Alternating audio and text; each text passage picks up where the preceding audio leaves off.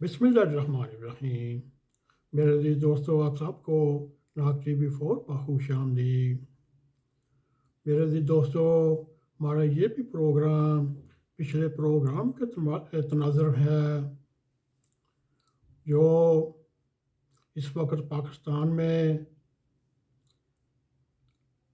چاہے وہ top class عدلیہ ہو، چاہے اسلام آباد ہائی کورٹ ہو یا نچلی عدلیہ ہو، ان کی مدد سے اور ان کے شاندار فیصلوں سے جھوٹ کو سچ اور سچ کو جھوٹ ثابت کرنے میں انہوں نے کوئی بخل نہیں کیا، بلکہ بابا رحمتہ بھی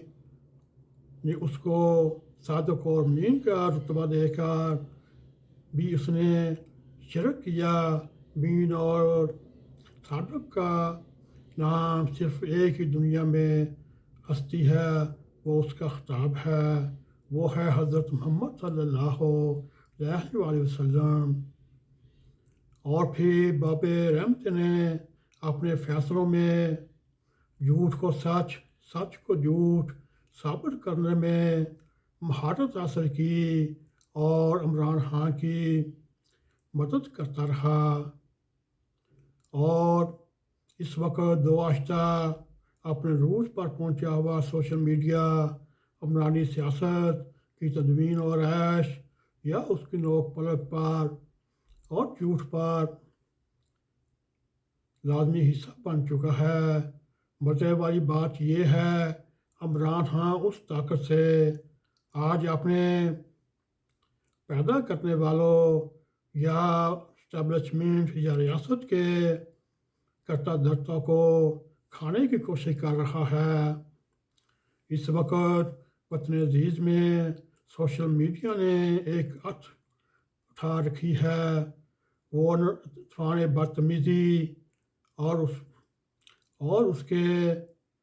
ہر روز کسی نہ کسی کو ٹرول کرتے رہنا،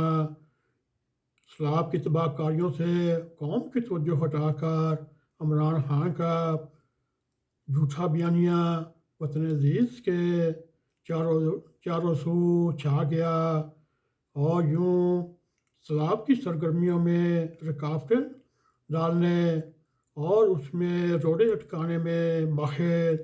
اور ہر طرح کا گھٹیا، زٹیلا، مادانہ اور محالفانہ پراپیگنڈا کر کے اس میں رکاوٹ ڈالتا رہا، اور کھلے عام UN کے سیکرٹری جنرل کی یہاں پاکستان آمد میں اس نے ایک ایسا طوفان بدتمیزی کھڑا کیا، کبھی کسی کو بگاری، کبھی کسی کو فقیر، کبھی کسی کو پاکستان کو عالمی دنیا پر بست کرانے کا طعنہ دیتا، اور کبھی فنڈ نہ استعمال کرنے کی کہتا، اور ساتھ ہی ڈاکو اور چور کا خطاب بھی دیتا رہا۔ یہ اس کی ذہنی اخلاقی پستی اور گنونا اور گراوٹ کی انتہا کہ شوکت ترین جو پاکستان کا 2-3 بار وزیر خزانہ رہ چکا، اس نے عمران خان کے کہنے پر پنجاب اور KP کے وزرائے خزانہ کو فون کر کے IMF کے پروگرام رکوانے کی منصوبہ بندی کرتا ہے، اور ایک طرف جہاں جھوٹ ہو پراپوگنڈا کے لیے ہر ذریعے سے ہر منفی کام کر ڈالا، تو دوسری طرف عمران خان نے اپنے چوری، غیر قانونی، غیر اخلاقی حرکات و صنعت کو بھی پس پردہ رکھنے کے لیے جارحانہ طریقہ استعمال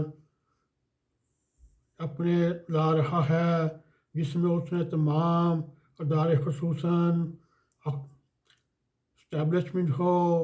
یا ملٹری اسٹیبلشمنٹ ہو، عدلیہ الیکشن کمیشن پر تابڑتوڑ حملے کر رہا ہے اور ان کے ساکھ کو مجروح کر رہا ہے۔ اس کا مقصد مین یہی ہے، 3 سالہ اقتدار میں کرپشن، سکینڈل، مالی اور اخلاقی بدعنوانیوں پر کوئی بات نہ کر سکے۔ میرے عزیز دوستو، اس وقت عمران خان کا